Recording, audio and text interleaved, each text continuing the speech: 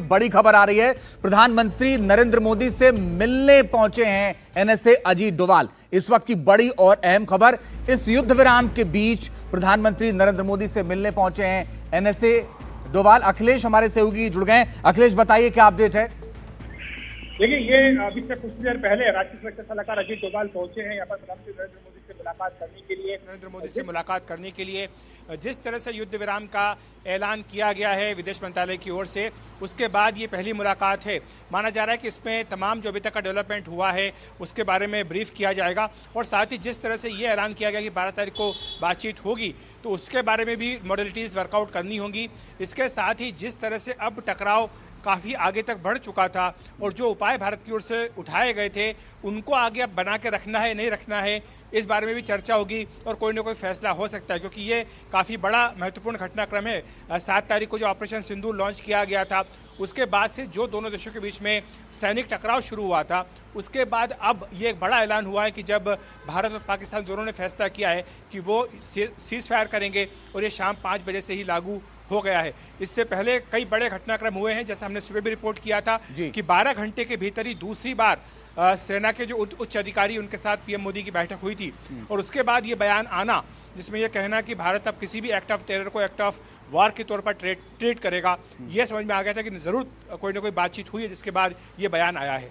ठीक है अखिलेश, एक चीज और बताइए, जो 12 तारीख को बातचीत होनी है वो कहां होगी, कौन कौन लोग शामिल होंगे, इस बाबत कोई जानकारी आई है क्या? इस बारे में अभी कोई जानकारी नहीं है, लेकिन जो अभी तक की जानकारी है, जो घोषणा खुद विदेश मंत्रालय की ओर से की भी गई है कि जो डीजीएमओ हैं पाकिस्तान के, director general of military operations, उन्होंने भारत के अपने जो काउंटर पार्ट हैं उनको फ़ोन किया था 3:35 पर, और उन्होंने कहा था कि अब जो है युद्ध विराम होना चाहिए। तो उसके बाद ये फैसला किया गया। तो ये एक बहुत महत्वपूर्ण है कि दोनों के सेना के स्तर पर बातचीत हुई और जिसमें ये मॉडलिटीज़ जो है वर्कआउट हुई हैं, क्योंकि आप जानते हैं कि लगातार ड्रोन से और मिसाइल से पाकिस्तान की ओर से हमला किया जा रहा था और भारत भी उनका उसी इंटेंसिटी के साथ जवाब दे रहा था। तो इसलिए अब ये बहुत महत्वपूर्ण है, और इस लिहाज से महत्वपूर्ण है कि जो सीमावर्ती राज्य हैं और वहां पर जो लगातार शेलिंग हो रही थी एलओसी पर और जो सीज फायर का वायलेशन हो रहा था, उसके चलते आम लोगों को बहुत परेशानी हो रही थी, तो उनके लिए भी एक बहुत राहत की बात होगी ये युद्ध विराम होना। ठीक है, बने रहिए अखिलेश, हम लौटेंगे आपके पास। स्कंदयाल साहब, आपको मैंने बीच में रोका था, आप बात कंप्लीट कर लीजिए, फिर मैं दूसरे मेहमानों के पास भी जाऊं।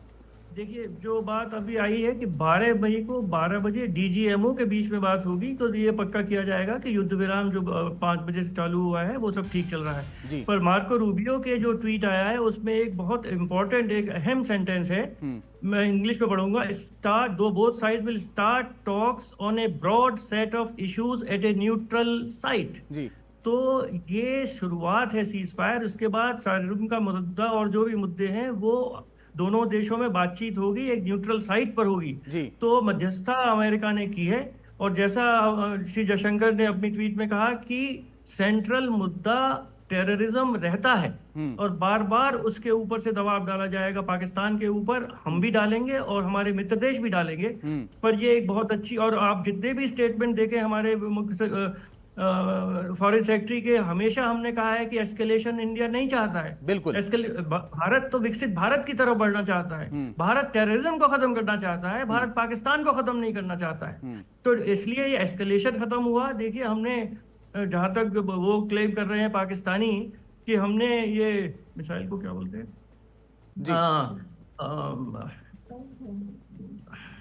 वो मिसाइल्स जो लॉन्च किए हैं वो वो जो ऊपर सैटेलाइट ऊपर जाके आते हैं नीचे, वो हैं, वो क्रूज मिसाइल नहीं है, बैलिस्टिक, वो हमारे पृथ्वी और ये सब मिसाइल्स हैं। तो हमने बहुत एस्केलेट किया, उससे वो घबरा गए, क्योंकि उनकी 3 जो बड़ी एयर स्ट्रिप्स थी वो डिस्ट्रॉय हो गई और उनके पास कोई काट नहीं था। जो उन्होंने अपना मिसाइल दागा वो हमने इंटरसेप्ट कर लिया। ठीक है, तो उनकी एस्केलेटरी लैडर पर भी हार हुई, और आईएमएफ के थ्रू, मेरा ये मानना है, ये अभी बाद में ये सब सूचनाएं आएंगी, लेकिन आईएमएफ ज्यादा इसमें अहम भूमिका निभाता है। आपका कहना ये कि हम पैसा नहीं देंगे, मेरा ये मानना है, मेरे पास कोई सबूत नहीं है, पर मेरा ये मानना है। सरबजीत सर, मैं आपसे ये जानना चाहता हूं ये कैसे संभव हुआ होगा, किसने किससे बातचीत की होगी और क्या हुआ होगा आपके नजरिए से? देखिए जी, ये जो डीजीएमओ लेवल के टॉक्स हैं, पाकिस्तान के डीजीएमओ ने आज कॉल किया है। ये कॉल करते हैं, हॉटलाइन है, नॉर्मल हालात में भी एक दफा हफ्ते में बातचीत होती है, और मैंने खुद कई दफा बात करी है। ये जो बात है ये उनकी तरफ से आई है और हमने मंजूरी दी है। जी अभी सबसे पहली चीज ये है कि अभी तक ना तो युद्ध का स्टेट था ना शांति का था, बीच का था। जी युद्ध भी डिक्लेयर नहीं हुआ था, no all out war was declare, no nation has mobilised, no nation has declared war, it was a period of uncertainty and conflict. अभी जो है सबसे पहली बात हुई है कि आज शाम को 5 बजे के बाद एक किस्म का सीज फायर है। 12 बजे 12 तारीख को डीजीएमओ फिर बात करेंगे। ये अभी कोई न्यूट्रल वेन्यू नहीं हुआ है। डीजीएमओ फिर बात करेंगे और सबसे पहली बात है कि सीज फायर का प्रोटोकॉल, सीज फायर का एग्रीमेंट, सीज फायर के कंडीशनैलिटीज वो तय होंगे। अगर आपको याद है कि 2021 में दोनों डीजीएमओ ने बात करी थी और लाइन ऑफ कंट्रोल के ऊपर जो सीज फायर तय किया गया था वो डीजीएमओ टॉक से तय किया गया था।